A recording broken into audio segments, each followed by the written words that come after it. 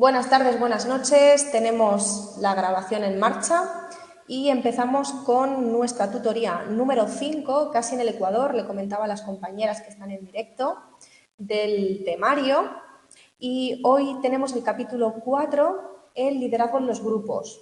Un capitulito muy sencillito, muy ameno e interesante. Como objetivos tenemos objetivo general, proporcionar una visión amplia y más actualizada del liderazgo desde una perspectiva psicosocial. Veremos un poquito también el recorrido histórico de cómo se pensaba en un principio que se identificaban estos rasgos, si eran innatos, si no, si venían ya predeterminados, si se pueden aprender o se pueden entrenar, y veremos un poquito cómo esto fue evolucionando. Como objetivos específicos, comprender la definición del liderazgo y sus implicaciones, conocer las principales perspectivas en su estudio, analizar las características de los enfoques, que estos son un poquito el recorrido que vamos a ver a nivel histórico. Veremos centradas en el líder, en la interacción, teniendo en cuenta tanto los rasgos del líder como las características de la situación, los seguidores, que esto es cuando hablamos de los empleados, por ejemplo, y la relación líder-seguidor. Ser conscientes de la importancia del liderazgo como un proceso grupal y conocer algunos desarrollos más recientes en su estudio. Tenemos que el liderazgo es un fenómeno que se produce en todos los grupos humanos y que está presente en nuestra disciplina desde sus orígenes a comienzos del siglo XX.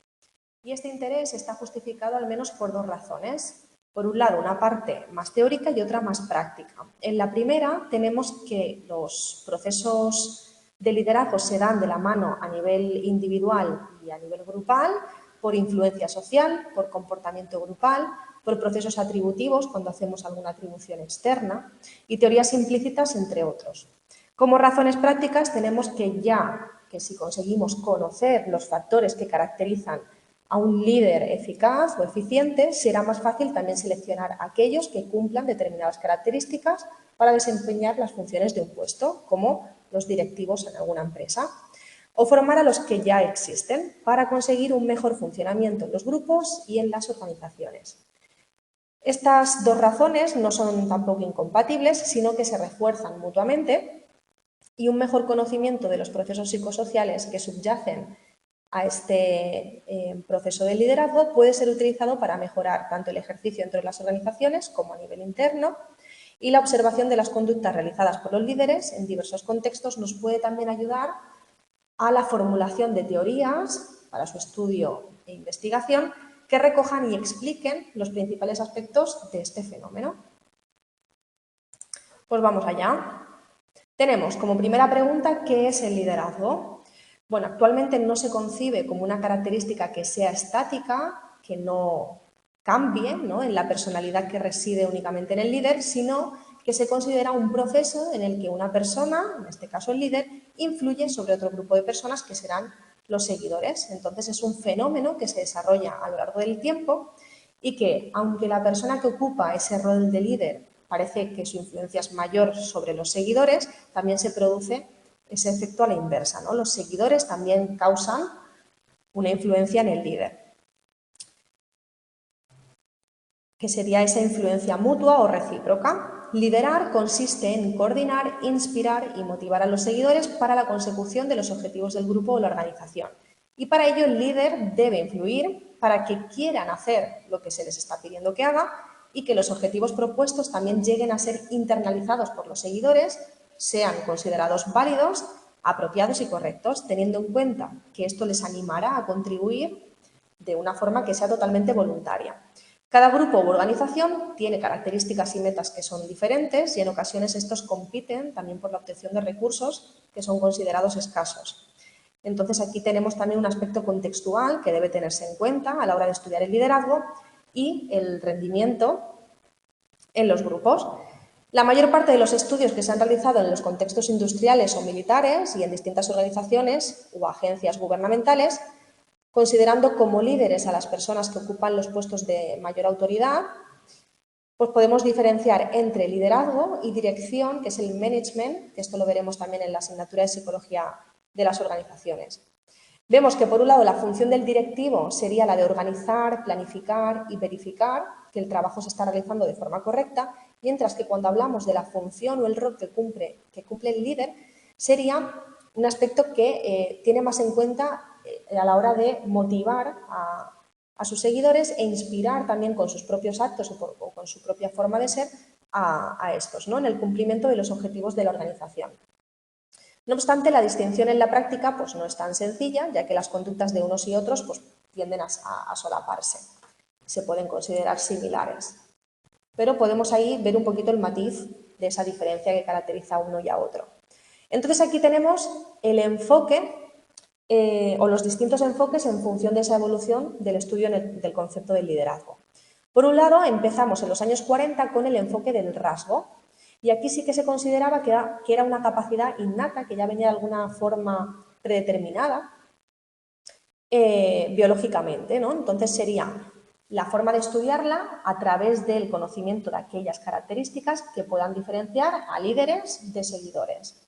Los primeros estudios vienen de la mano de Galton sobre la herencia de esas cualidades que se asocian más al liderazgo y la teoría del gran hombre de Carlyle, que consideraban a los líderes como héroes o con características que solo tenían los héroes.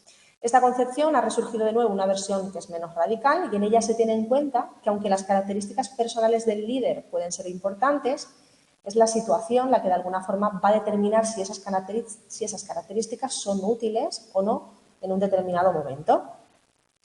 Los estudios realizados encontraron correlaciones que no eran muy altas, pero sí significativas, entre la inteligencia que podía presentar el líder y su eficacia en este contexto de liderazgo, tanto percibida por los subordinados o sus seguidores, como juzgada a través de datos objetivos mediante autoinforme.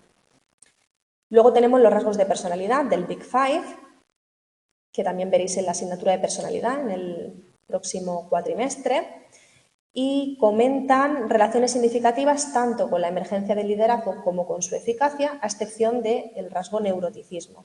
Pues ahí veríamos un poquito si tenemos esos rasgos más característicos o más asociados al líder y que de alguna manera vienen ya de forma innata en nosotros. Luego, entre los años 40 y 60 se pasa de este enfoque del rasgo al enfoque de los estilos de liderazgo. Y aquí lo que hacen es analizar las conductas. Si observamos, aquí ya era cuando entraba un poquito más la corriente cognitivo-conductual, en los años 50, entonces ya se empieza a tener más en cuenta la conducta que están teniendo los líderes y no tanto que sea una característica innata, sobre todo aquellas que los hacen más eficaces. Carl Lewin, que fue el pionero en este enfoque, hace un experimento acerca de los efectos del liderazgo y habla de dos estilos. El liderazgo democrático, que en su experimento lo pone como una primera condición, y el autocrático como una segunda condición experimental. Y lo utiliza en un ámbito con niños, con un grupo de niños. En los resultados encontramos que en el segundo grupo, el segundo grupo de niños con respecto al primero, en ellos existía una actitud que era menos cooperativa, una mayor hostilidad entre los miembros del grupo y una mayor sumisión al líder. En una tercera condición que añadió posteriormente, que es la de laissez-faire, que es como un dejar hacer, donde es un poco libre, ¿no? Que todos o cada uno haga lo que quiera, sin que haya una figura que tenga un poco más ese estilo de líder. Los resultados en esta condición fueron también similares. Sin embargo, se hacía menos trabajo y de peor calidad que en la primera condición, en este laissez-faire, en comparación con el democrático, y no se generaba, la diferencia que se encontraba con respecto al estilo autocrático era que no se generaba tanta agresividad. Estos experimentos tuvieron una gran influencia en el ámbito de la psicología social, tanto por los resultados encontrados como por la metodología que se empleó, que demostraba que era posible abordar fenómenos más complejos, como este concepto de liderazgo, desde una perspectiva que fuera experimental y donde ya hubiera datos objetivos. Aunque en estudios posteriores los resultados no parecen ser tan claros, el liderazgo democrático sí que se sabe que produce, sobre todo cuando su estudio es a largo plazo, mayor compromiso con la organización y mayor satisfacción por parte de los empleados o seguidores. Luego, desde la Universidad de Ohio, hablaron sobre determinar qué hacen los líderes o estudiaron qué hacen los líderes y el rendimiento consecuente, ¿no? Y la satisfacción de los subordinados. En este análisis factorial se indicó que los subordinados percibían que la conducta del líder caía principalmente dentro de dos categorías y que eran independientes entre sí. Y aquí estos autores hablaron de iniciación de estructura, donde tenían en cuenta la planificación del trabajo y la definición de responsabilidades o de funciones, y en general todas aquellas conductas a través de las cuales el líder guía, estructura y se preocupa por el bienestar, estructura y toma parte activa en la realización de la tarea. Por eso, iniciación de estructura, ¿no? Como más centrada en la tarea o actividad. Y luego, por otro lado, se hablaba de variable consideración, donde se tenía en cuenta más el bienestar de los subordinados, respeto y preocupación, y con la expresión del apoyo también hacia ellos. Tanto la Universidad de Ohio como la Universidad de Michigan y la rejilla de liderazgo de Blake y Newton encuentran dos dimensiones principales en las conductas del líder, que es esta orientación hacia la tarea, que en el caso de la Universidad de Ohio sería la iniciación de estructura, y la orientación hacia las relaciones, que sería un poco más similar en la Universidad de Ohio a la variable consideración, ¿vale? Que sería un poquito lo que está relacionado con lo que acabamos de ver. Muy parecido en los estudios que hicieron en un sitio y otro, ¿no? Solo cambiaron el nombre de las variables de estudio, pero medían más o menos las mismas conductas.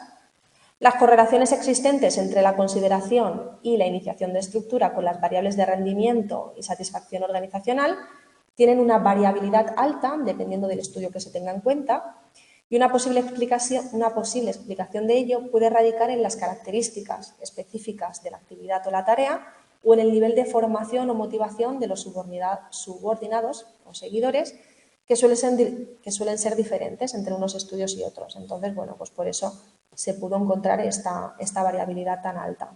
No sería tan específico de la variable de estudio, sino de las características de la tarea o este nivel de formación o motivación que haría que los resultados pues, sean muy dispares entre unos estudios y otros.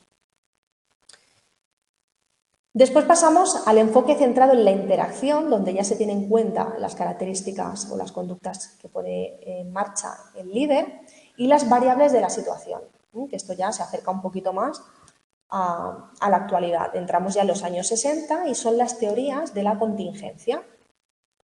Tenemos a este autor, Fiedler, con el modelo de la contingencia en la efectividad del liderazgo, y este autor dice que la efectividad depende de la combinación de factores que tenga la situación en interacción con ciertas características personales del líder. Como factores podemos encontrar la relación entre seguidor y líder, que pueda ser buena o mala, el grado de estructuración que tenga la tarea y el poder del líder para también otorgar recompensas.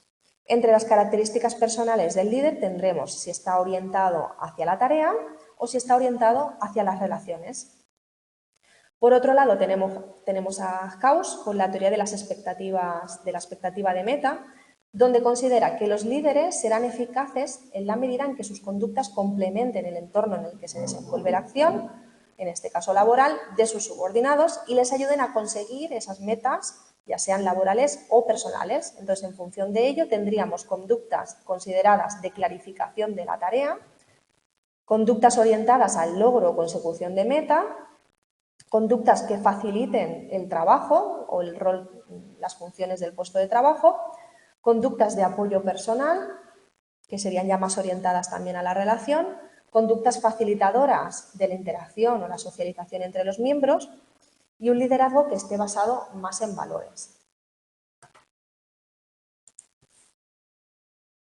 El primer modelo predice que los líderes que están orientados hacia la tarea conseguirán mejores resultados en situaciones más extremas, y aquí se conoce como en las que hay un alto grado de control situacional o en aquellas otras en las que este control sea muy bajo. Entonces tendríamos los dos extremos. En ese caso, los líderes orientados hacia la tarea parece que obtendrían mejores resultados. Si por el contrario los líderes están más centrados en las relaciones, parece que se consiguen mejores resultados, hablando en términos de rendimiento, en situaciones en las que este nivel de control sea medio. Lo pongo también en negrita y en amarillo porque es pregunta también de examen.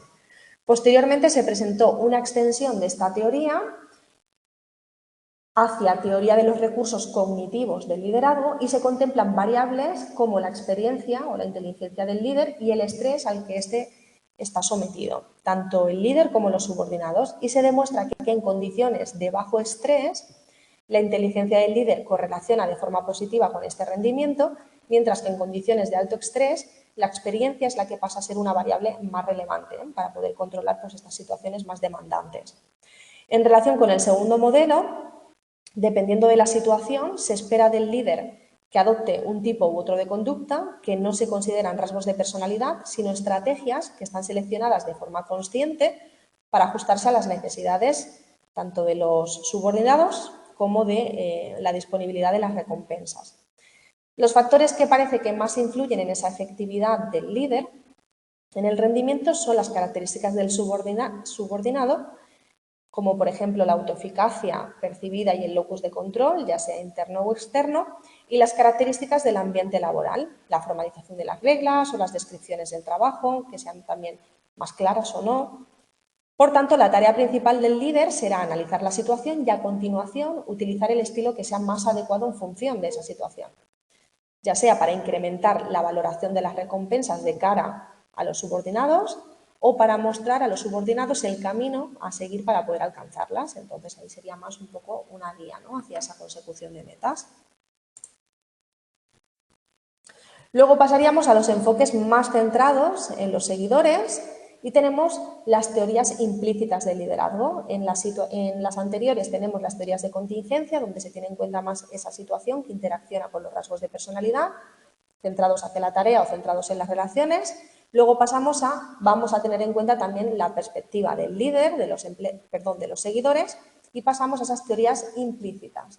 Desde esta perspectiva se mantiene que las personas, a través de su etapa de socialización dentro de los grupos y teniendo en cuenta las experiencias que han tenido en otras empresas, en otros grupos, en otros contextos con diversos líderes, que también serán diferentes entre sí, o de su carrera profesional, desarrollan teorías implícitas sobre lo que ellos consideran que es esperable en el líder. Opiniones personales acerca de las características que un buen líder debe tener. Entonces, se crean estructuras cognitivas o esquemas mentales que especifican esos rasgos y conductas que los seguidores van a esperar que sus líderes lleven a cabo y proporcionan a los miembros de la organización unas bases para entender y responder a las conductas del equipo directivo. El ajuste que se dé entre las conductas del líder y esas teorías implícitas que lleva internamente el seguidor determinarán en gran medida su percepción y la valoración que hagan sobre la eficacia del líder, así como el reconocimiento de su estatus y privilegios. Y tenéis un cuadro sobre investigaciones al respecto de esto. Luego pasaríamos a los enfoques centrados en la relación entre el líder y el seguidor. Y aquí tenemos que son teorías que consideran esta relación como un intercambio que es recíproco, donde ambos van a obtener beneficios, una satisfacción mutua de sus objetivos y necesidades. Y encontramos aquí la teoría más representativa, que es la teoría del intercambio líder-miembros, esta LMX, donde el principio básico es que los líderes desarrollan un tipo de relación diferente con cada uno de los miembros pertenecientes al grupo y que la calidad de esa relación va a afectar de forma importante tanto a las actitudes como a las conductas del líder y del subordinado. El foco de atención, a diferencia de las anteriores teorías, se centra en la relación diádica, esta diada líder-subordinado, miembro a miembro. Estas relaciones varían y pueden ser de alta calidad, donde los seguidores reciben apoyo de su líder y se les asignan tareas de mayor responsabilidad, y en este contexto se espera que rindan más de lo que cabría esperar según lo que se ha formalizado en el contrato laboral. Y se considerarían de baja calidad cuanto mayor sea la distancia entre el líder y el seguidor en nivel de relación. En este último caso, las tareas se desarrollan de acuerdo con las normas que están formalmente establecidas en ese contrato de trabajo. Esta teoría de intercambio líder-miembro, LMX, se basa en la teoría del intercambio social, donde se habla de esa reciprocidad, que sugiere que existe una obligación de reciprocidad en las relaciones. En general, la literatura muestra que las buenas relaciones correlacionan de forma positiva con el rendimiento en el trabajo, con la satisfacción de los empleados y con el compromiso también, que esto es interesante, ya que las empresas lo que buscan también es que se permanezcan, ¿no?, los empleados a largo plazo en la organización.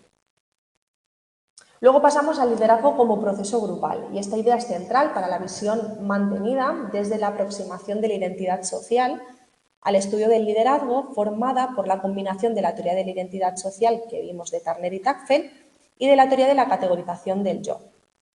Según la primera, la teoría de la identidad social, para que exista un grupo, comentamos y ya vimos en los distintos capítulos que debe darse una identidad social que sea compartida por todos los miembros, categorizarse a uno mismo como miembro de ese grupo. Esta categorización es la base necesaria para que haya colaboración social y es imprescindible también para que alguien, como el líder, pueda guiar esa colaboración y le pueda dar forma. Además, la persona que más influencia ejerce en el grupo será aquella que también mejor encarne esos valores, esas creencias y pueda, las tendrá bien internalizadas para que pueda también después transmitirlas al resto de miembros. También las actitudes en un momento dado, es decir, será el miembro más prototípico, ¿no?, dentro de esa categoría o de ese grupo. La predicción central en el estudio del liderazgo desde la teoría de la identidad social es que cuanto más se identifiquen las personas con su grupo, en mayor medida la percepción y la evaluación del líder estarán más influidas por su prototipicalidad y será más probable que los miembros más prototípicos puedan emerger como líderes potenciales y que los líderes prototípicos sean percibidos como los más eficaces por los miembros del grupo. La prototipicalidad de un líder no se considera algo estático, como también ya hemos visto, sino que es algo que puede variar según los objetivos, por lo tanto es dinámico, y según el tipo de relación que se establezca con otros grupos. El líder también puede contribuir a definir lo que puede ser considerado prototípico en función de los intereses del grupo. Según Haslam y compañía, en 2011, la principal labor de un líder es construir y gestionar de forma adecuada la identidad social de los miembros de su grupo y para ello debe ser percibido como miembro prototípico, debe luchar por los intereses colectivos de su grupo y debe ser capaz de cultivar e incluir un sentido compartido del nosotros.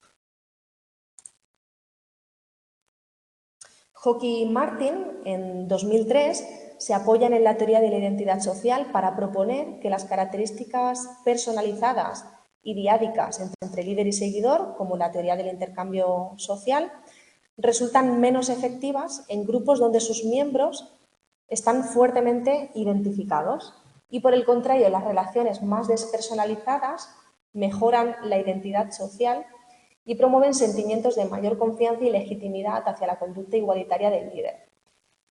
Y encontramos 4 procesos que aumentan las posibilidades de que los miembros más prototípicos sean más eficaces en esa función de líder. Encontramos influencia, atracción social, atribución interna del comportamiento y confianza. En el primero, al líder se le otorga una forma de poder que es considerada de referencia o como ejemplo que le va a hacer más influyente que el resto de los miembros. En cuanto a la atracción social, los miembros del endogrupo serán más valorados que los del exogrupo porque son más representativos de esa identidad social compartida. Y en la misma línea, los miembros más prototípicos dentro de nuestro grupo son más apreciados que los menos. Como atribución interna del comportamiento, los miembros altamente prototípicos sobresaldrán más frente a los menos, propiciando que la gente atribuya este comportamiento a características que sean consideradas como fijas e internas en el líder. Y serán el centro de atención y también tendrán mayor influencia o estatus. En cuanto a la confianza, esta aumentará la motivación para actuar en favor de lo colectivo y la confianza en que los otros miembros defenderán también los intereses que tenga el grupo.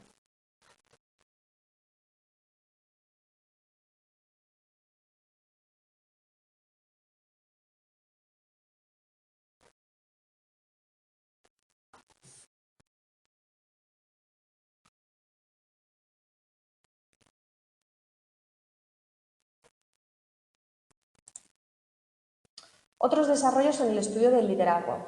Aquí tenemos distintos tipos de liderazgo. Empezamos por el carismático, que ha sido objeto de interés desde que Max Weber acuña el término en 1922, pero debido a connotaciones místicas y a la dificultad de poder operacionalizar, medir el concepto, no fue abordado durante mucho tiempo por la psicología científica. Se dejó así de estudiar una faceta que era importante para el estudio del liderazgo y que es precisamente lo que caracteriza a aquellos líderes que producen un mayor efecto en los seguidores y en la sociedad en general. Y esta situación empezó a cambiar a comienzos de los 80, donde pasó a tener docenas de estudios empíricos a través de cuestionarios que se empezaron a crear, entrevistas, experimentos de laboratorio, análisis de contenido, de información histórica y de archivo. Sin embargo, este ya ha quedado un poquito más atrás, ¿vale? El del carismático. El transformacional fue el que empezó a tener un poco más de auge y este autor es uno de los más conocidos, que es Bass, y en su libro de 1985, Leadership and Performance Beyond Expectations, sostiene que hay dos tipos de liderazgo. Uno que es más habitual y que está basado en el intercambio de las recompensas entre líder y seguidor, donde ahí encontramos un liderazgo que es transaccional, ¿no? Donde hay un intercambio, y otro en el que los líderes, a través de su influencia personal, consiguen efectos que son extraordinarios en sus seguidores, y aquí es donde hablamos de liderazgo transformacional. El primero produce efectos positivos en el rendimiento y satisfacción, pero el segundo es capaz de conseguir cambios a nivel más interno, en los valores, en las creencias, actitudes, así como un incremento excepcional también en el rendimiento. Es como un componente extra que va a ayudar también a conseguir mejores resultados. El líder transformacional es capaz de concienciar a los subordinados de la importancia del trabajo a realizar, por lo que llegan a internalizar todo lo que el líder quiere transmitir. Es capaz de hacerles trascender su propio interés en beneficio de lo colectivo y del grupo, y es capaz de alterar la jerarquía de necesidades del seguidor. Entonces, Bass consigue operacionalizar este modelo a través de un cuestionario que es el MLQ, Multifactor Leadership and Questionnaire, y a través del análisis factorial encuentra tres tipos: el liderazgo transformacional con 5 factores, que son la influencia idealizada, que sería la atribuida por los seguidores, la influencia idealizada medida a través de la conducta, una motivación inspiracional, estimulación intelectual y consideración individualizada. Luego el liderazgo transaccional con 2 factores, como la recompensa contingente y la dirección por excepción, que es más activa, y en el liderazgo pasivo o evitador, que sería como el laissez-faire, ¿no? Dirección por excepción, que es más pasiva. Este cuestionario ha sido utilizado en numerosos países, demostrando que tiene buena fiabilidad y validez. No obstante, su estructura factorial puede presentar algunas diferencias, y vamos a ver cuáles son. Tenéis el cuadro 7 con la estructura factorial de este cuestionario, pero adaptada en España, de la mano de Molero, Recio y Cuadrado en 2010, y los resultados mostraron que la estructura que mejor se ajusta a los datos que tenemos en nuestro país estaba formada por 4 factores. El liderazgo transformacional, que incluía 4 subfactores: influencia idealizada o atribución y atribución, influencia idealizada, conducta, motivación inspiracional y estimulación intelectual. El liderazgo facilitador del desarrollo o transaccional, donde encontramos consideración individualizada y recompensa contingente. El liderazgo correctivo, que sería dirección por excepción activa, y el liderazgo pasivo evitador, que sería esa excepción pasiva, y el laissez-faire, que es igual que lo que introdujo Bass originalmente. El debate sobre la estructura factorial no puede considerarse cerrado y varía en función de los objetivos perseguidos por la persona, por lo que a lo mejor los ítems pues, deben ser actualizados en función del contexto de aplicación. Se pueden eliminar algunos subfactores para hacer más interpretables los resultados o mantenerlos para el entrenamiento de habilidades específicas. Luego, en el cuadro 9 tenemos los resultados de un metaanálisis realizado también con este cuestionario, y encontramos que esto es un poquito lo que más nos interesa, no tanto el cuadro anterior. El liderazgo transformacional tiene relaciones positivas y que son significativas con el rendimiento de los seguidores en la tarea, con la realización de tareas que son consideradas extra rol, que no serían las que están formalmente habladas en el contrato laboral, y con la creatividad. Estudios multinivel encuentran correlaciones positivas entre el liderazgo transformacional y el rendimiento cuando se toman como unidad de análisis equipos de trabajo y organizaciones, y otros autores confirman que los 5 grandes factores de personalidad del Big Five se relacionan de forma diferente con los distintos factores de liderazgo transformacional. Críticas al modelo las pone Julke en 1999, donde dice que las altas correlaciones que parecen presentar entre sí los factores transformacionales cuestionan la utilidad de que esto se divida de esta forma, ¿no? Que se pueda dividir estos 4 liderazgos. Los procesos de influencia por los que los líderes transformacionales parecen conseguir sus efectos no quedan suficientemente explicados por la teoría y la teoría transformacional no presta suficiente atención a variables que puedan darse en la situación. Entonces, bueno, esto es un poco las críticas que se han encontrado. ¿Qué pasa cuando estudiamos liderazgo y género? ¿Hay diferencias en cómo los hombres y las mujeres ejercen este rol o esta función? Pues vamos a ver qué encontramos. Aunque cada vez parece que son más las mujeres que ocupan puestos de liderazgo, parece claro que las mujeres encuentran más barreras y dificultades que los hombres para ocupar puestos de mayor responsabilidad. Bueno, esto va avanzando. Esta dificultad suele atribuirse a que el estereotipo del liderazgo sigue teniendo todavía más características masculinas que femeninas, pero vamos a ver que hay algunas diferencias en función también pues, del tipo de trabajo o de los objetivos de la tarea. A la hora de determinar si hombres y mujeres adoptan estilos de liderazgo diferentes, tenemos estudios que encontraron en contextos de laboratorio como los de Egli y Johnson en el 90, que se percibía a las mujeres que estaban más orientadas hacia las relaciones y a los hombres como más orientados hacia la tarea. En contextos organizacionales parece que estas diferencias desaparecían y por tanto eran similares en un género y otro. En todos los estudios se apreciaba una tendencia a las mujeres a ser más participativas y a tener un estilo más democrático. En otra investigación, utilizando el cuestionario, el LMLQ, se encontró que las mujeres puntuaban más alto que los hombres en factores de liderazgo transformacional, en influencia idealizada, en inspiración y consideración individualizada, así como en el factor transaccional de recompensa contingente. Y en los hombres parece que se puntuaba más alto en dirección por excepción, que era la conducta activa, y el laissez-faire. Otros opinan que el contexto social es importante tenerlo en cuenta. Parece que en organizaciones más tradicionales, que tienen características más burocráticas, con normas más rígidas y que tienen un estilo marcadamente más masculino, las diferencias de género se enmascaran porque las mujeres lo que hacen es adaptarse, ¿no?, a esa norma más masculina y las expectativas que estos tienen, que son dominantes. En las organizaciones que no son tan tradicionales, las mujeres parecen pues, sentirse más libres para exhibir su verdadero estilo y podrían verse esas diferencias. Un estudio reciente en Estados Unidos pone de manifiesto que a medida que el predominio del género en la empresa analizada es más congruente con el sexo del líder, la percepción del líder también era más favorable. Esto señala que es importante tener en cuenta si la empresa se considera más masculina o femenina en relación con el liderazgo de hombres y mujeres. Otro metaanálisis, también en el 2014, encuentra que tomados los resultados en su conjunto, cuando se ven todos los estudios sobre género en el liderazgo, la eficacia de hombres y mujeres líderes no parece ser muy diferente.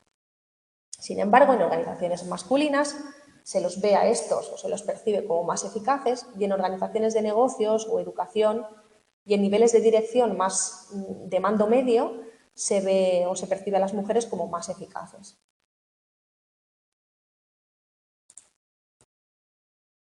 Luego tenemos el cuadro 9 con estudios sobre liderazgo de género dentro de España y encontramos resultados donde existe un predominio de rasgos masculinos que están más relacionados con esa orientación hacia la tarea sobre los femeninos que están más orientados a las relaciones.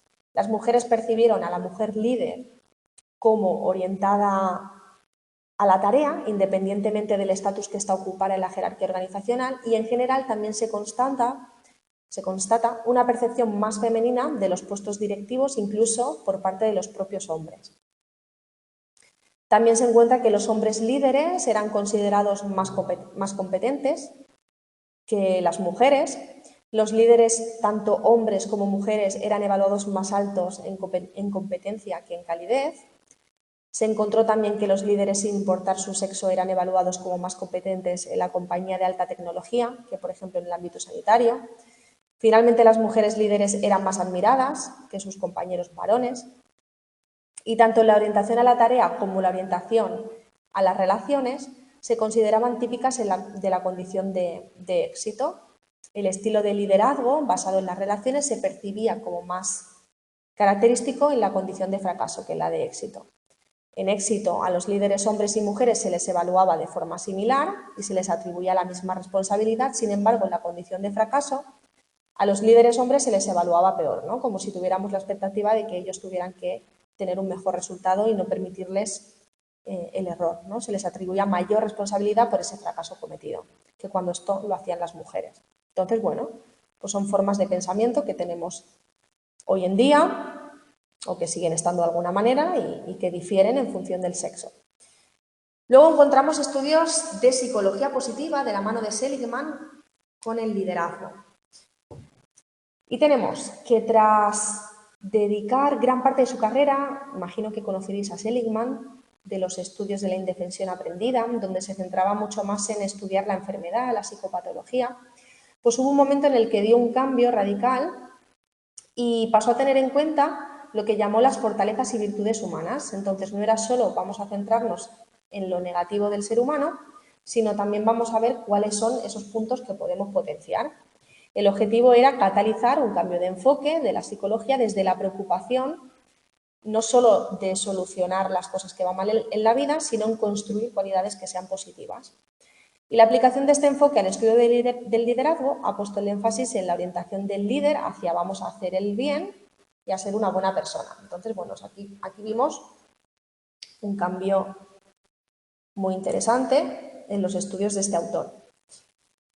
El liderazgo auténtico, de Luzas y Abolio en 2003, que puede definirse como un patrón de conducta que promueve y se inspira tanto en las capacidades psicológicas positivas como en un clima ético positivo para fomentar una mayor conciencia también de uno mismo, una moral internalizada, un procesamiento de la información balanceado y transparencia en las relaciones entre líder y seguidor. El líder auténtico debe conocerse a sí mismo, así como el contexto en el que éste se encuentra, y por ello no tiene dificultades en mantener su rumbo y comunicarlo a los demás en forma de principios, valores y ética. Y se encuentran estos líderes como resultado que son capaces de incrementar la motivación, el compromiso y la satisfacción de sus seguidores a través de la creación de esa identificación personal, a través de su ejemplo, identificación con la organización.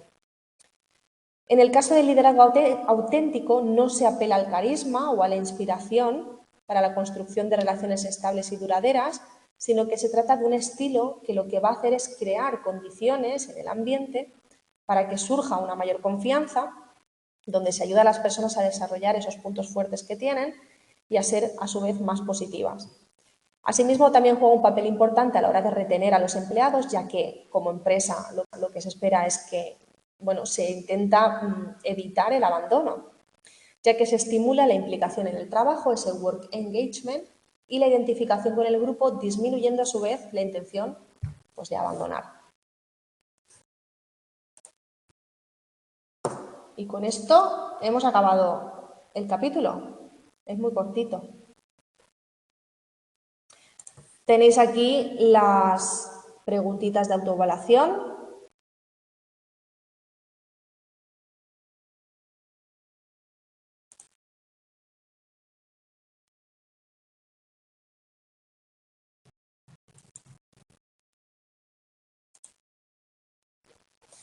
No sé si seguís por aquí. Qué bien. Sí, ¿no? Es cortito este.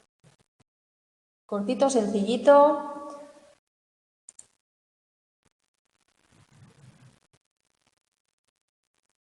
¿Tenéis alguna duda? ¿O queréis que veamos las preguntitas o las hacemos juntos? Si estáis por aquí las dos. Es bastante sencillo, sí, la verdad que sí. Es bueno de ver. Es cortito y sencillito, ameno.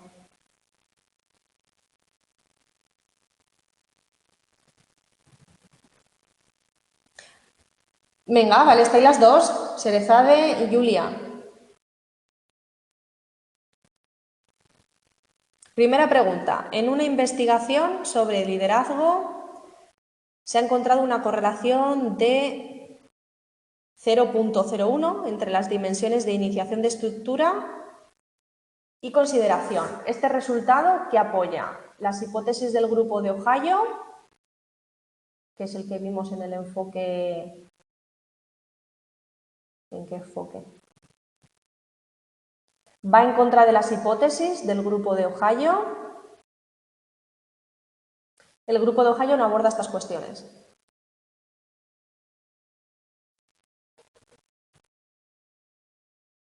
En una investigación sobre liderazgo se ha encontrado una correlación de 0,01.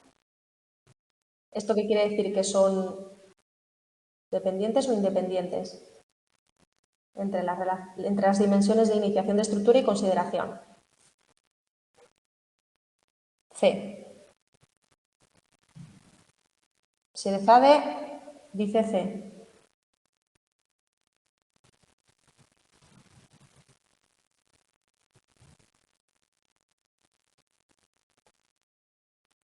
Claro, lo que pasa es que aquí en los apuntes no tenemos el estudio. No sé si lo tenéis ahí a mano. Independiente. Correcto. Cuanto más cercano a cero, son independientes. Entonces, a ver si en la diapositiva esto lo digo. A ver. Ohio, aquí lo tenemos.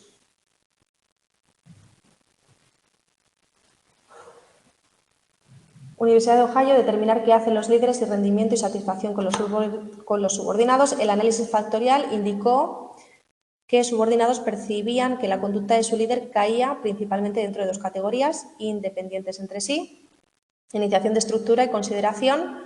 Entonces, ¿esto apoyaría la hipótesis o no?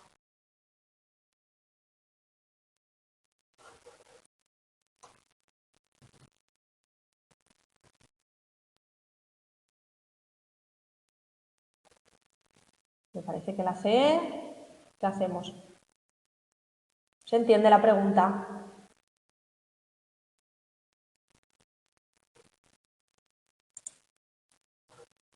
¿Dónde estamos? 21. ¡Ah!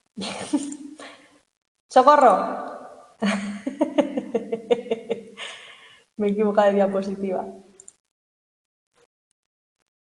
Spoiler.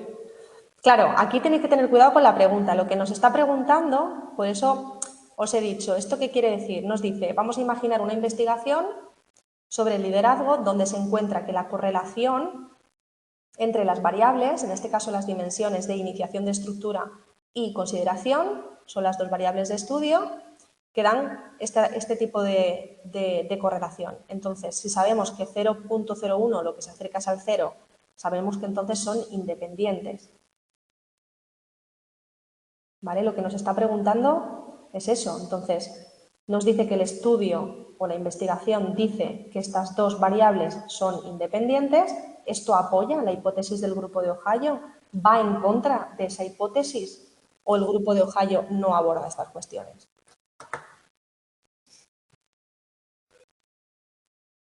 Exacto. ¿Vale? En estas preguntitas tipo test, normalmente cuando veáis que estas dos son muy similares, pero una dice lo contrario a la otra, la C descartada. Muy probablemente, ¿eh? Son truquitos también de preguntas tipo test. Es como lo de cuando pone siempre o pone nunca, cuidado, porque normalmente hay matices, entonces esas también suelen ser incorrectas. ¿Vale? Entonces, cuidado ahí con la respuesta de la C. Vale, a ver, número 2. En una investigación sobre liderazgo se encontró que cuando el líder realizaba conductas de clarificación de la tarea, en una situación en la que los empleados tenían ya claro lo que debían hacer, la eficacia del grupo era de 6 sobre 10. Sin embargo, cuando el líder clarificaba la tarea en grupos en los que existía mayor ambigüedad sobre lo que tenían que hacer en su rol, la eficacia del grupo era de 8 sobre 10. ¿Desde qué teoría se explican mejor que se hayan obtenido estos resultados? Desde el enfoque de los estilos de liderazgo, desde la teoría de la expectativa de meta, desde el modelo de la contingencia de Fiedler.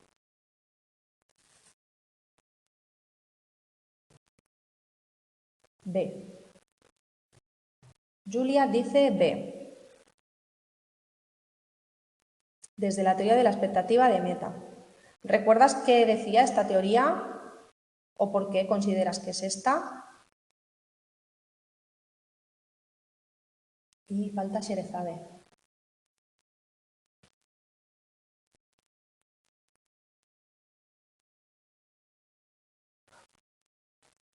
Estoy de acuerdo. Conductas de clarificar las tareas. Ah, porque es la única que habla sobre este tipo de conductas. Vale, está en el cuadrito, ¿no? A ver, voy a ver si voy para allá. Claro, yo quería ver un poquito si sabéis identificar el por qué conductas de clarificar las tareas serán más eficaces cuando hay mayor ambigüedad. Vale. Y esto lo dice la teoría de expectativa de meta, ¿no? Que son un poco... Vale. Sí, porque las de contingencia son las que tienen en cuenta la situación y las características del líder, la de los enfoques de los estilos de liderazgo, lo que nos habla... Vale. Exacto. Tiene también un poco de sentido, ¿no? Porque si nos están clarificando algo que yo ya sé, pues al final pues esto puede resultar perjudicial, ¿no? Entonces, de alguna manera, todas esas variables internas también sobre lo que yo sé sobre mí misma, sobre cómo yo realizo las cosas, pues se pueden ver mermadas si parece que el líder no tiene tan claro que yo voy a poder hacer esa función de forma eficaz. Vale, aquí sí sabemos un poquito también, un poco cada teoría que es de qué nos habla, pues también podemos eliminar por descarte. A lo mejor no sabemos exactamente qué quiere decir, pero sabemos que los estilos de liderazgo de lo que nos hablan son pues, de los estilos que puede tener el líder, los distintos que hemos visto, transformacional, carismático, auténtico. Los del modelo de la contingencia de lo que nos habla es de la interacción entre rasgos y situación, entonces por descarte también veríamos que será la teoría de la expectativa de meta. Y que está relacionada con el rendimiento. ¿Qué más? A ver, en un experimento realizado desde la perspectiva de la teoría de la categorización del yo, se manipuló la prototipicalidad del líder. ¿Vale? Entonces teníamos esta como alta o baja y el resultado obtenido por el grupo, ya sea éxito o fracaso. La variable dependiente era la valoración del líder que hacían los seguidores en una escala del 1 al 10 y en la tabla siguiente se refleja esta valoración para las diferentes condiciones. Tenemos en la condición prototipicalidad alta, éxito 8,3, prototipicalidad alta, fracaso 6,6, total 14,8, prototipicalidad baja con rendimiento, bueno, con éxito 6,5, prototipicidad, lo está diciendo mal, prototipicalidad te está diciendo, prototipicidad baja 6,5, fracaso 4, total 10,5. A ver, estos resultados apoyan las predicciones de la teoría de la categorización del yo, no apoyan las predicciones o apoyan las predicciones de la teoría pero solo en la condición de fracaso.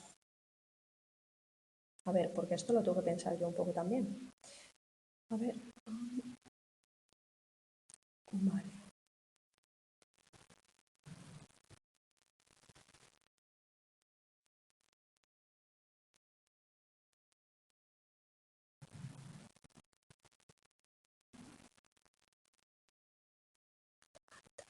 Éxito.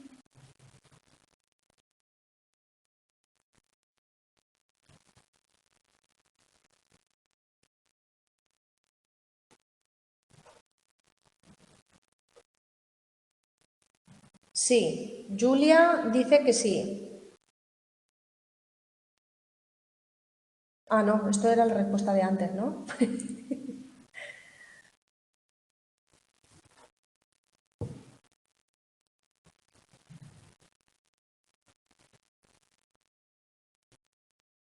¿Cuál era la predicción que hacía esta teoría sobre el éxito y el fracaso en función de la prototipicidad?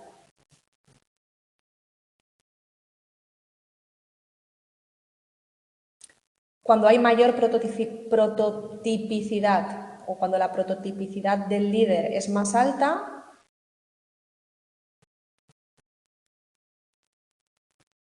La nota es mayor tanto en el éxito, o sea, la evaluación es mayor en cuanto al líder, tanto en el éxito como en el fracaso.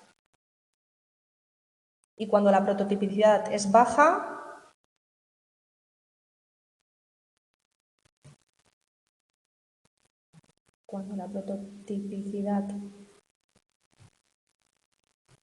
es más alta en el líder, ¿no? Creo que te estoy entendiendo bien.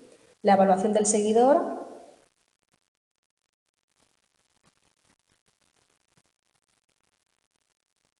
es más alta tanto en éxito como en fracaso.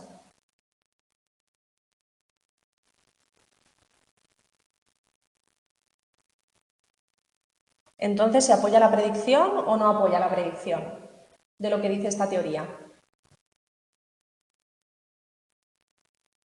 Bueno, yo ya he descartado la C. ¿Lo repasamos? ¿No hay dudas?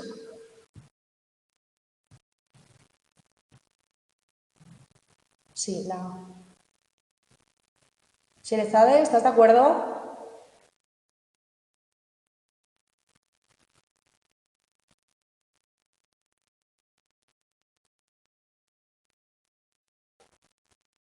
¿O lo vemos?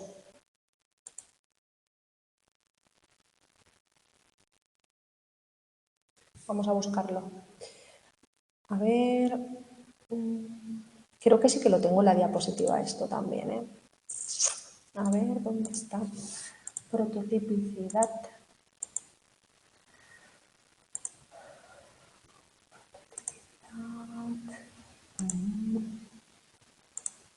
No estamos para atrás, ¿no?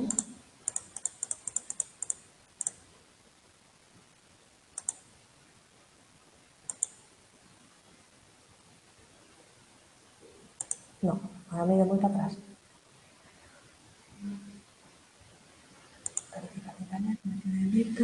Me he ido.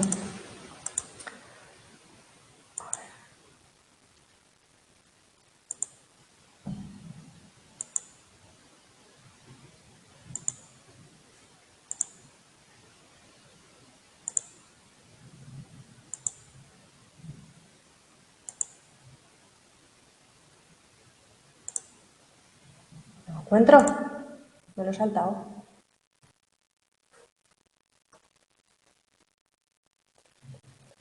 Página 10. Página 10 porque tiene un valor alto que puede representar los intereses del grupo. Es donde se habla, pero no se explica. A ver. El liderazgo como proceso grupal.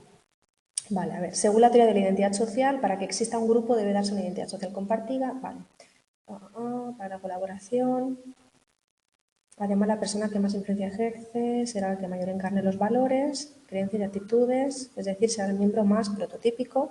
La predicción central en el estudio del liderazgo desde la teoría de la identidad social es que cuanto más se identifiquen las personas con su grupo, en mayor medida la percepción y evaluación del líder estarán influidas por su prototipicalidad y será más probable que los miembros prototípicos emerjan como líderes y que los líderes prototípicos sean percibidos como más eficaces. Pues aquí tendríamos la predicción.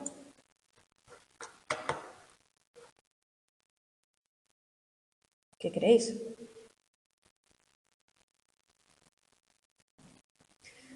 Cuanto más identificadas estén cuanto más se identifiquen las personas, o sea, los miembros del grupo, con su grupo, en mayor medida la percepción y evaluación que hagan sobre si es prototípico o no el líder será mayor. Será más probable que los miembros prototípicos se emerjan como líderes y que los líderes prototípicos sean percibidos por estos como más eficaces. Por lo tanto, la evaluación sobre ellos será más alta. ¿Se cumple esto? Bueno, son las dos. Teoría de la identidad social y de la teoría de la categorización del yo. Estaríamos hablando de lo mismo. Con teoría de la identidad social en vez de teoría de la categorización del yo. Bueno, yo creo que aquí se tienen en cuenta las dos, como una combinación. de ambas, ¿no? La idea central que surge de esto es la combinación de ambas teorías. Igual por los datos se cumple, ¿no? Yo diría que sí, que se cumple la predicción. ¿Dónde estamos? Sería la A. No lo quiero mirar por si lo miramos después. Yo diría que sí, que se cumple, ¿eh? Porque a mayor prototipicidad del líder, mayores evaluaciones, ya que se considera este más eficaz tanto en la condición de éxito como la de fracaso. Su puntuación es mayor. A ver, ¿qué hemos dicho entonces? Primero 1A, 2B, 3A. A ver, seguimos. El liderazgo auténtico proviene de los estudios de Bass sobre el liderazgo transformacional, hace hincapié en el carácter grupal del liderazgo, proviene de la aplicación de la psicología positiva al campo del liderazgo. Esto lo acabamos de ver. Liderazgo auténtico. ¿De dónde viene que se empezó a estudiar esto?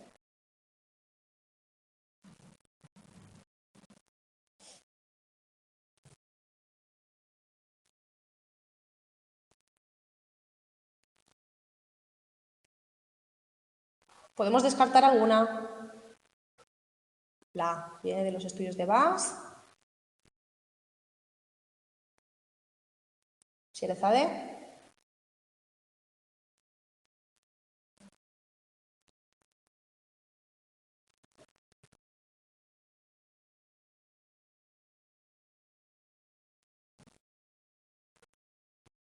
Del transformacional.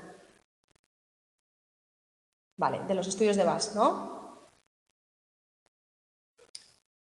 Liderazgo auténtico.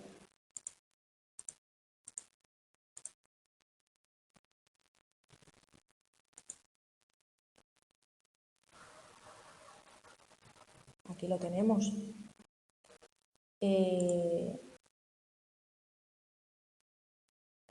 Error, ¿no? Vendría de la psicología positiva.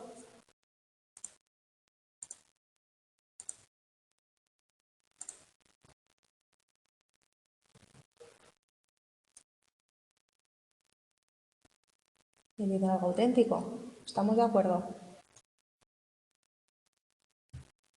O corregirme si me equivoco.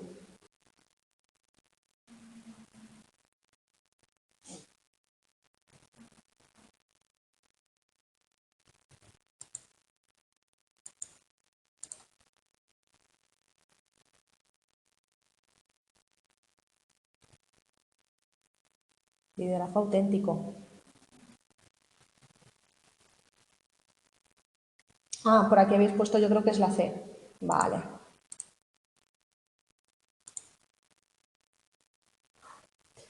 Vale. Y la última, según la estructura factorial del cuestionario MLQ5X de Abolio y Bass, el factor de recompensa contingente es propio del liderazgo transaccional, transformacional o pasivo evitador.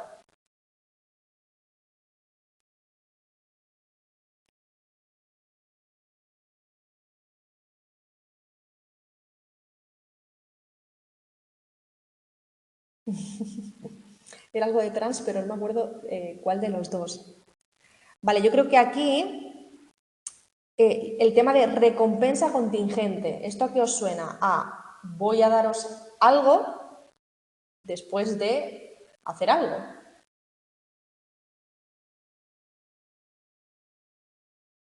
Transaccional. Era cuando el intercambio. ¿Vale? Creo. A ver, vamos a buscarlo. MLQ, recompensa contingente. A ver, recompensa contingente. ¿Dónde estás? MLQ.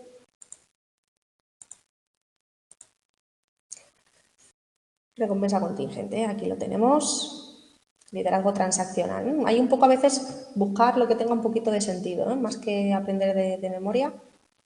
Además, también, bueno, en el transaccional solo son dos, contingente y dirección por excepción, que es esta que es más activa.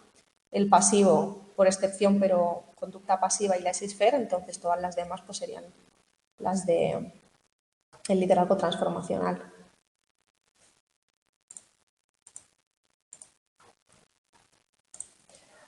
Vale, entonces hemos dicho 1A, 2B, 3A, 4C, 5A.